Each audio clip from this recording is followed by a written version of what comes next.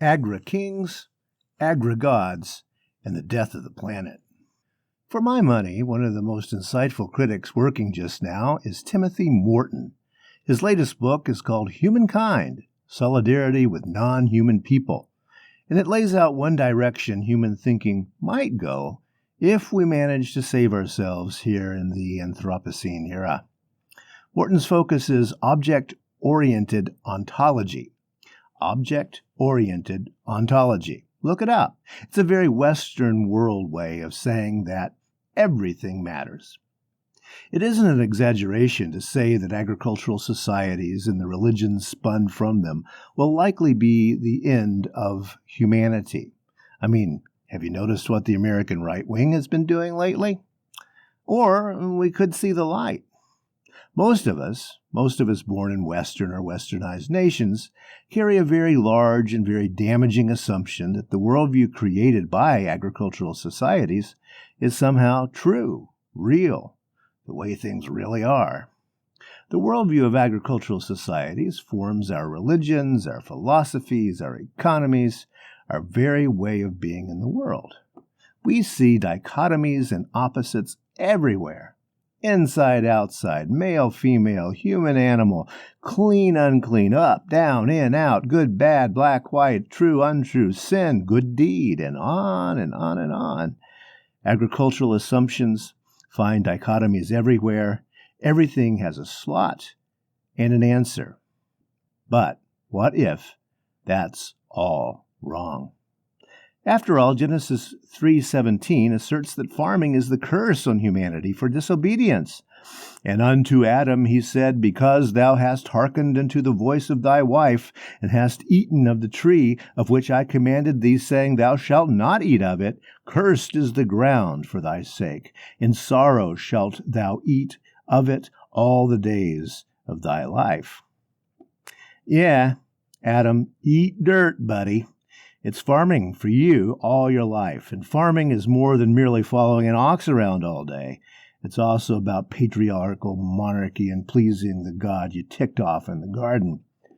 This is not the way most of the people on the planet lived when Lord Sargon was kicking around Mesopotamia.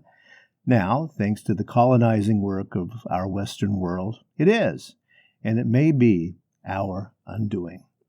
For example, the manuscript called 1st and 2nd Samuel in Hebrew Scriptures was written sometime between 630 and 540 BCE, even though it does contain much older oral tradition material.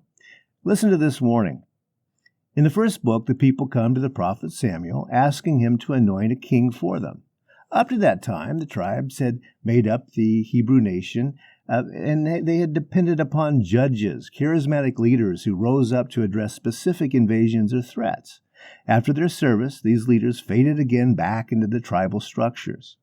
The developing cult of Yahweh bound the tribes together, not politics, but the people wanted a permanent strongman. Samuel doesn't mince any words about what they will be getting when they get a king. So Samuel reported all the words of the Lord to the people who were asking him for a king. He said, These will be the ways of the king who will reign over you.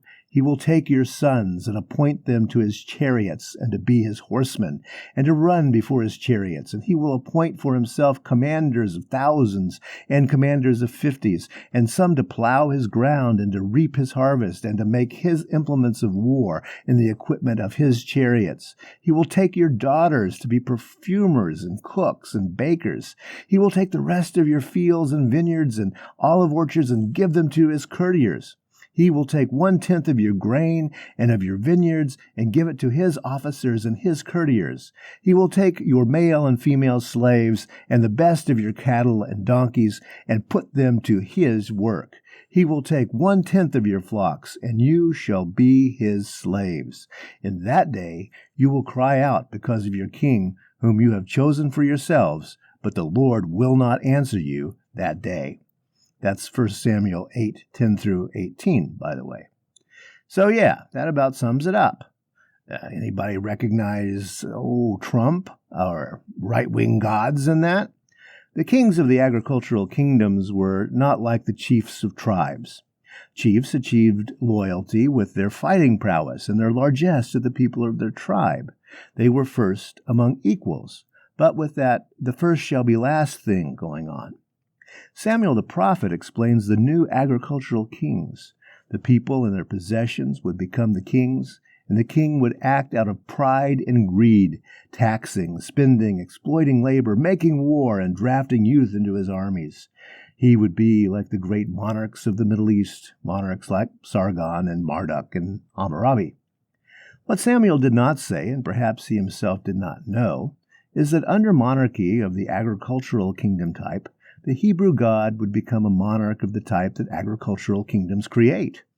In the minds of the people, the Hebrew God Yahweh would get himself a throne, and, yes, patriarchy would rule. The king would necessarily be male, he would get himself a throne and begin meting out laws with a great big stick.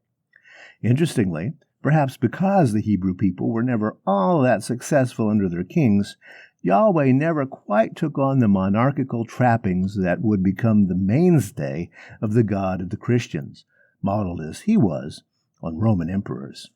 Subsequent European monarchies followed the model in both their monarchs and their gods.